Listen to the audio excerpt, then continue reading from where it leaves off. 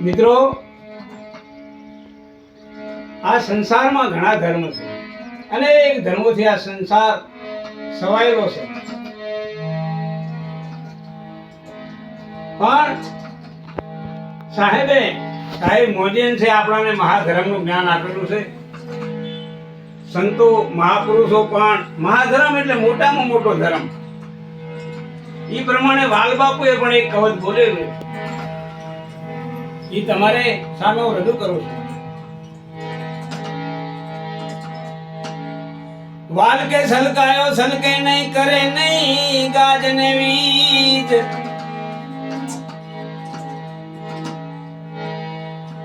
વાલ કે સલકાયો સલકે નહીં, અને કરે નહીં ગાજને વીજ. સાગર જેમ સફર ભર્યો એ એવો મહાધર્મ બીજ. સાગર જેમ સફર ભર્યો અરે એવો મહાધર્મ બીજ. વાલબાપુએ બીજ ધર્મની વાત કરી છે. બીજ ધર્મ એટલે ધણી રામદેવજીની પણ એક સાક્ષી છે કે આ સંસાર બીજથી પેદા થયેલો છે.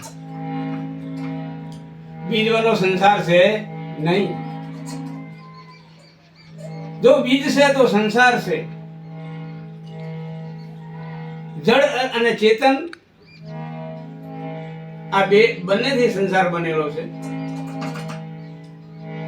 પણ આ જે દેખાય છે તે બધી બીજની રચના છે, અને જે નથી દેખાતું એ નિજની રચના છે. સાહેબે આપણાને મહાધર્મની શાન કરેલી છે. પણ ધર્મને જાણવો જરૂરી છે. ધર્મ શું છે? ધર્મનું સ્વરૂપ શું છે? એની નીતિ શું છે? સંતો કહે છે ધર્મ ધર્મ તમે ક્યાં કરો જાણો, ધર્મ કામ રામ.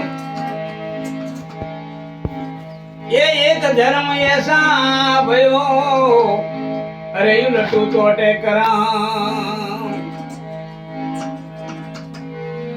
આપણે પેલો ધર્મને જાણવો રહ્યો.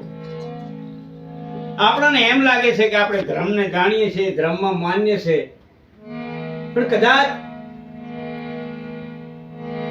ધર્મને અપનાવવાથી કઈ અજુગતું તો નથી થઈ રહ્યું ને? ધર્મ એ શું છે?